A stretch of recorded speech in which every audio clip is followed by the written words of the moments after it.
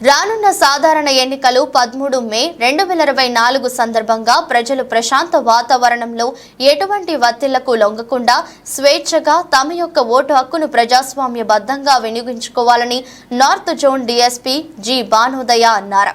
ఈ క్రమంలో ప్రజలకు పోలీసుల నుండి అన్ని విధములుగా సహకారాలు ఉంటాయని గోకవరం సబ్ ఇన్స్పెక్టర్ నాగరాజు తెలిపారు.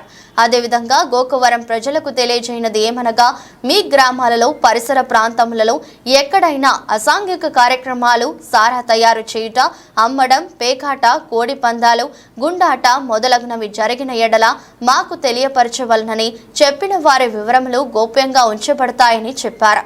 అదేవిధంగా ఈ మధ్య కాలంలో గోకవరం మండలం నందు వివిధ గ్రామాలలో రైడ్ నిర్వహించి ఈ క్రింది విధంగా కేసులు నమోదు చేశామని గోకవరం సబ్ ఇన్స్పెక్టర్ నాగరాజు తెలిపారు. ఏ డిసైడ్ చేసినా సరే దానికి కావాల్సిన ఫెసిలిటేషన్ చేసేది రెవెన్యూ డిపార్ట్మెంట్ వాళ్ళతో పాటు లా ఎన్ఫోర్స్మెంట్ డిపార్ట్మెంట్ అయిన పోలీస్ కూడా. అలానే దీనికి కావాల్సిన వైడ్ పబ్లిసిటీని మీరు అందరూ కూడా ఇస్తారని ఇక్కడికి మిమ్మల్ని అందరినీ కూడా తీసుకొని రావడం జరిగింది. ఈ ఎలక్షన్ కోడ్ మొదలైనప్పటి నుంచి కూడా పోలీసు వారు కానీ రెవెన్యూ వారు కానీ ఎన్నో సన్నద్ధాలు చేస్తున్నారు.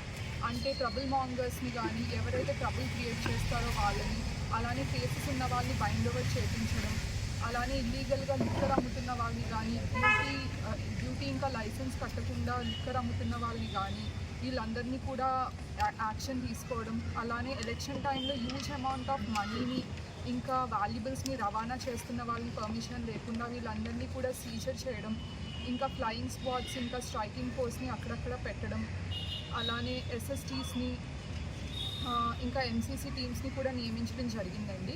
అలానే మీరు చూస్తున్నట్టయితే మన ఎంటైర్ ఈస్ట్ గోదావరిలో ఎన్నో చెక్ పోస్టులు పెట్టి ఎస్ఎస్టీ వాళ్ళు కంటిన్యూస్గా వెహికల్స్ని ముమ్మరంగా సర్చ్ చేస్తున్నారు సీజర్స్ కోసం. అలానే సిఐఎస్ఎఫ్ వాళ్ళతో ఫ్లాగ్ మార్చెస్ కండక్ట్ చేయడం జరిగింది. క్రిటికల్ విలేజెస్లో మాత్రమే కాకుండా అన్ని విలేజెస్